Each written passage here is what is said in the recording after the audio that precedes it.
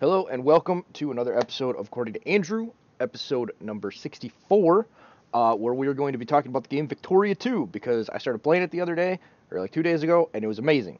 And we're doing something a little different, where we're going to be jumping into the game. So let's do that.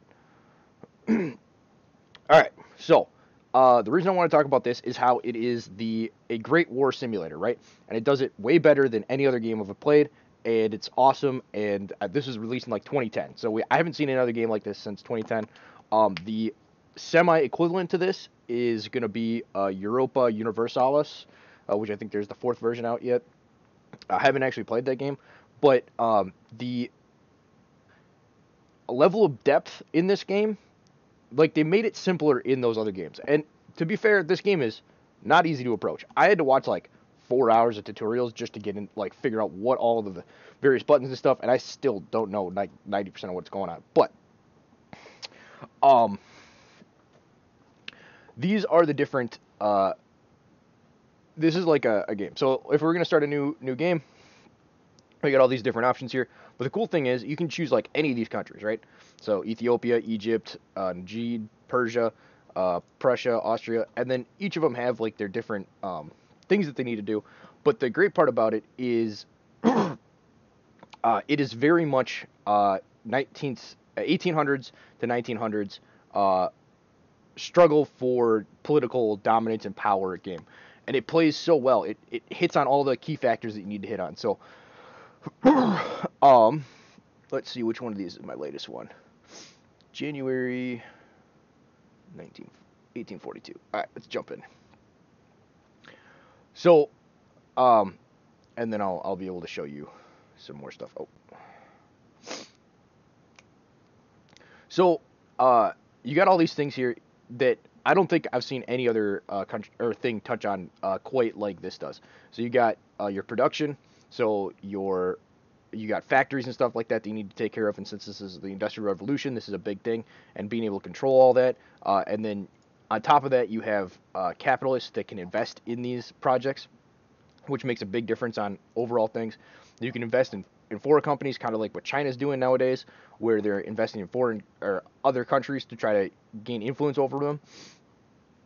This shows your production raw materials, and then that ties into the next thing we're going to talk about, which is diplomacy. So, in most other games, I haven't seen a diplomacy quite like this, and it's so good. Um, where you have this thing called your sphere of influence, and the problem I have with a lot of other games, I'm mainly thinking like your civilizations, your total wars, is there isn't like this kind of concept. Civilization, the closest thing I can think of it is the city states and them kind of being like loyal to you. Um, so there is that kind of like mini game going on, and that's probably close to this. But the effects of your sphere of influence are so much bigger, right? So various countries are vying for control of these different provinces, and they can kick each other out and suppress each other, and then put themselves in their sphere of influence. They can kick other people out of their sphere of influence, and this creates a interesting dynamic where the first solution isn't just invade and attack a uh, invade and attack uh, a person, right? Like, so if you think the Total Wars, like, okay, so I played Total War, Empire Total War recently, and I was playing as Prussia, and let me see if I can get a different map here. I was playing as Prussia, and I had to unite all of Germany, right? In that game, your option to unite all of Germany was build an army, attack, conquer them, right? There was no political intrigue. There was no way to manipulate your way into forming the North German Confederation and then creating the Greater German Empire. None of that was a concern at all. And so, like, the actual way that Germany was created with the ingenious way that Bismarck was able to maneuver Prussia around just didn't exist. But it does exist in this game, which is super cool. Where are we here? So if we go to politics and decisions, so if I get all of the various nations that are critical within my sphere of influence, I can then confederate them into the North German Confederation. And so it's a way that you can make things and combine things and do aspects of the diplomacy and influence and gaining territory when it comes to this game that it doesn't isn't reflected in other games, right? And there's almost no reason to, um, in many other games, there's almost like no reason to ever like give up territory. You just want to conquer places, take more places, and then like generate things. But like in this one, there's more actual reasons to do stuff. So if we hit this, so this what we're looking at is the different ethnics, cultures throughout all of the areas, and it spreads throughout all of the world. And so here we have North German culture and Polish, right? And here it's basically 100% Polish. You got a little bit of North German and stuff like that in there. And so you can make it your goal to have all of German culture under one roof, right? And so down here is South German, and that's mainly the Austrians. And so you can be like, okay, well, we're going to make a North German Confederation, and that's going to be our great thing, and that's what we're going to do. Or you can make like a bunch of other stuff. And so, and it's interesting where, you know, you can see where the like World War One, a lot of these points of contention and a lot of what happened after that were over these hashtag areas where you have this contested land where it's a mixture of North German and Polish, right? And so there's like logical ways that these countries would be created. If you don't want to, the idea of creating buffer states doesn't necessarily make sense most of the time unless you wanted to not have a unless you tried to not create an empire because that was going to create an actual political ramification. So if we look at movements, oh, it's not in here anymore. In movements, you can get political uprisings and nationalist uprisings. So if I had an empire of a bunch of different ethnicities, like Austria does over here, well, it doesn't really show you that, but Austria, you know, you got South German, you got your Czechs, you got your Hungarians. That's going to create political movements that's going to tear you apart, and that's actually reflected in this game. And there's so many little aspects of that go into a country, nation building, and statecraft and all that stuff, which are actually reflected in this game. It's amazing. And then on top of that, if you want to do military campaigns, you can. So you got your military and all that stuff. I'm still kind of figuring the military stuff out, so I'm not going to touch on that. I'm not going to say like downside, but the one thing I really enjoy about Total War games is the idea that it's this bifurcated thing where you have the overall grand strategy map, and then you have your battlefield RTS style fights. And I think that's a really great thing. The problem is, what's it called? That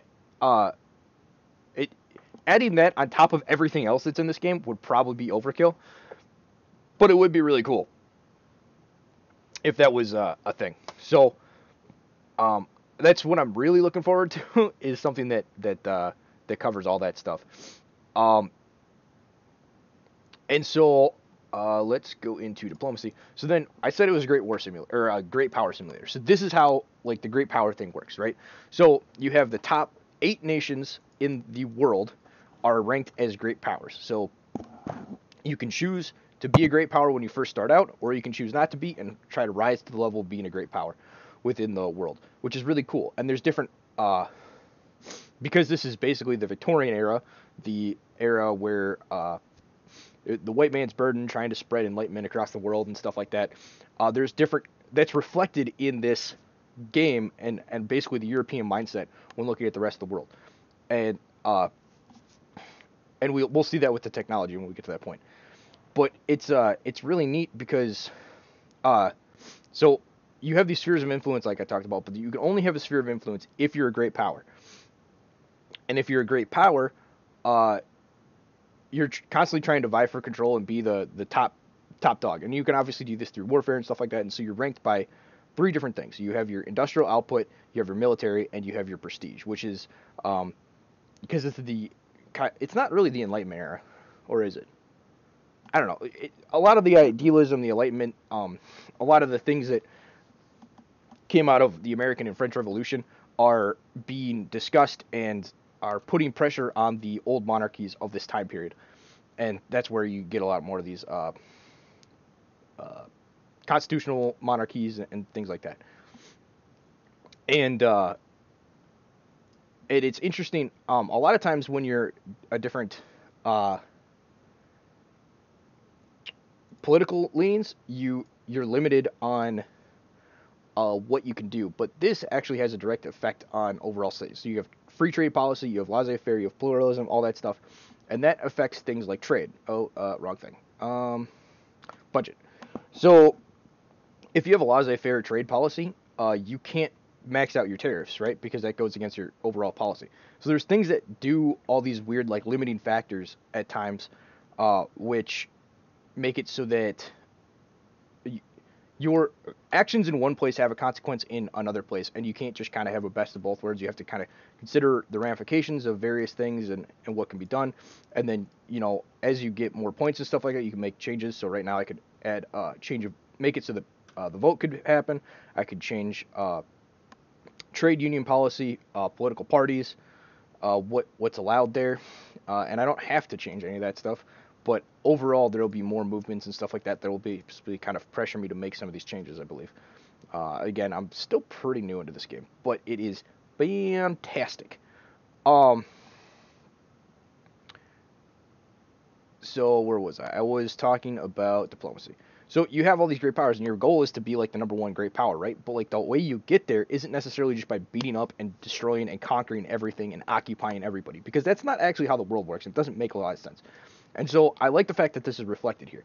And if you're going to go and attack somebody, you can justify a war against them, and then there's different ways that you can justify the war. So you can free the people, because if you think about like when the United States went to war, you didn't just go to war and they're like, we're going to war today and let's go. Like after 9/11 and stuff like that, they had to justify certain wars. Obviously, for they did like the liberation of the people. They did the Saddam Hussein has weapons of mass destruction. They attacked the two towers thing. Like those were the different things that they could do. And so you can do things like peel away states from their sphere of influence. You can try to acquire the state as a whole, cut them down to size, so just make it so that they're not seen as basically lower their overall great power ranking or just their overall ranking in general. Free the people, dismantle fortifications, humiliate. So there's all these different reasons to go to war, and it's nice that it's reflected. And you don't get this depth of gameplay in most anything else, and this like reflection of it's not a reflection of real life, but it is about as close as you can get, I think.